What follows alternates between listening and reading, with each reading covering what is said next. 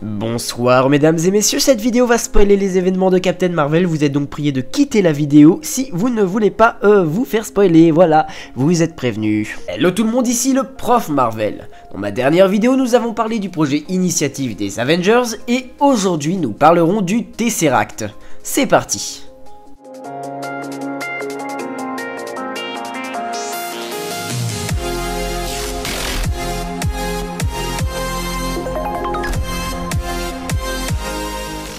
Le Tesseract, aussi appelé le cube cosmique, est un écrin de protection qui fut créé par Odin, ancien roi d'Asgard, pour dissimuler la pierre de l'espace, une des 6 pierres d'infinité. Durant l'époque viking du monde humain, Odin et Thor se rendirent sur Terre et cachèrent le Tesseract dans une petite église de Tønsberg en Norvège auprès d'une secte de fidèles d'Odin. Le cube cosmique resta ici jusqu'en 1942, jusqu'à ce que le leader de l'organisation criminelle d'Hydra, Crâne Rouge, s'en empare. Il l'emmena avec lui au QG d'Hydra et le confia à un scientifique de l'organisation, Arnim Zola, pour que celui-ci l'étudie et exploite son pouvoir pour créer de nouvelles armes. Après avoir réussi cela, Hydra et Crâne Rouge s'écartèrent d'Hitler et de son régime nazi pour travailler indépendamment et pour dominer le monde. Le Tesseract fut alors emmené dans les Alpes autrichiennes en 1943 pour que Zola continue à créer de l'armement, mais suite à l'arrivée de Captain America dans leur base, Crâne Rouge n'eut d'autre choix que d'emmener le Tesseract avec lui.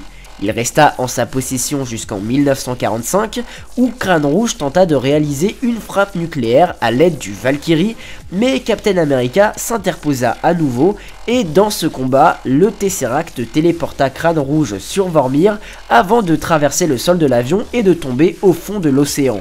Il fut retrouvé peu après par Howard Stark, un des fondateurs et dirigeants du SHIELD, puis celui-ci étudia le cube, notant toutes ses recherches à son propos dans un petit carnet. Avant l'année 1989, le SHIELD donna le Tesseract à la NASA et à l'Air Force, qui collaborèrent toutes les deux pour créer le projet Pegasus.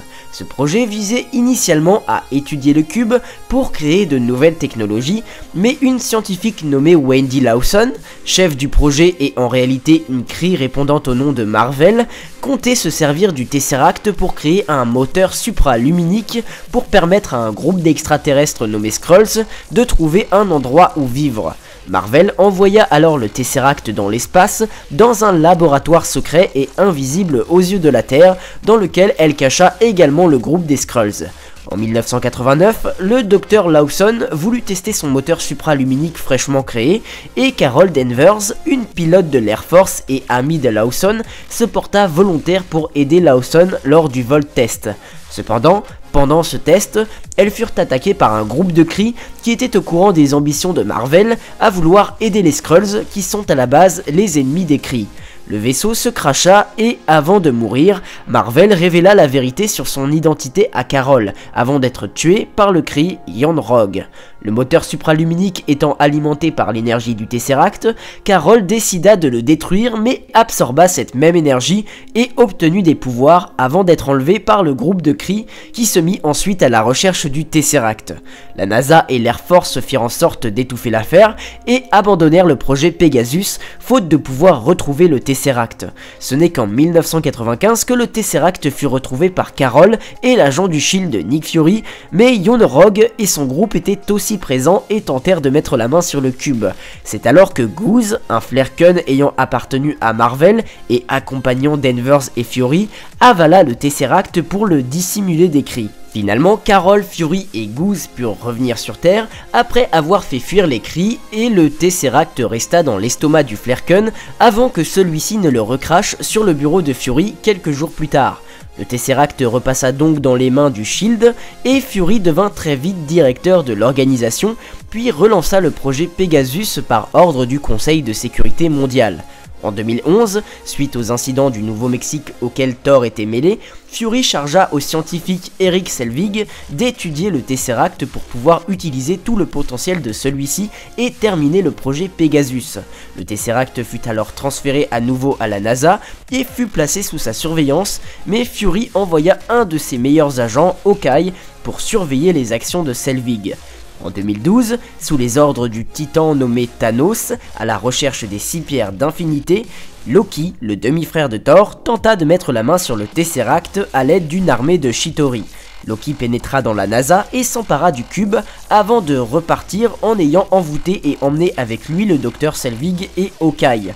Avec les connaissances de Selvig, Loki parvint à lâcher son armée de Chitauri sur Terre à travers un portail dimensionnel, mais un groupe nommé les Avengers, formé grâce au projet initiative lancé par Fury, put contrer Loki, ce qui permit à Thor de récupérer le Tesseract.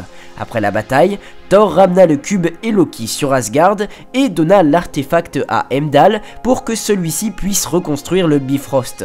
Le Tesseract fut ensuite entreposé dans la salle au trésor d'Odin pour que personne ne puisse y accéder sans l'autorisation du dieu. Cependant, bien des années plus tard, suite à l'arrivée de Hela à Asgard, Loki remit la main sur le Tesseract et le cacha sur lui. Après avoir vaincu cette dernière, Loki, Thor, Heimdall et tout le peuple d'Asgard n'eut d'autre choix que de s'enfuir après la destruction de leur pays et décidèrent tous d'aller se réfugier sur Terre.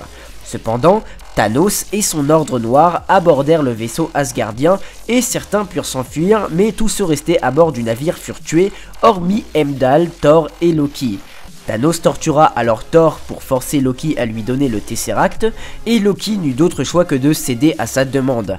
Thanos prit alors le Tesseract dans sa main et le brisa en 1000 morceaux, puis plaça la pierre de l'espace sur un des 6 emplacements de son gant de l'infini avant de tuer froidement Loki et de détruire le reste du vaisseau asgardien, ne laissant que Thor comme seul survivant à la dérive dans l'espace. Et voilà, vous savez maintenant tout ce qu'il y a à savoir sur le Tesseract dans le MCU. Si la vidéo vous a plu, comme d'habitude, n'hésitez pas à lâcher le petit pouce bleu des familles qui fait plaisir, à vous abonner à la chaîne si mes vidéos vous plaisent, et à me rejoindre sur Snapchat pour suivre mes actualités. N'hésitez pas non plus à venir me soutenir financièrement sur Tipeee si mon travail vous plaît, et évidemment si le cœur vous en dit. Quant à moi, je vous dis à la prochaine pour une nouvelle vidéo. Ciao!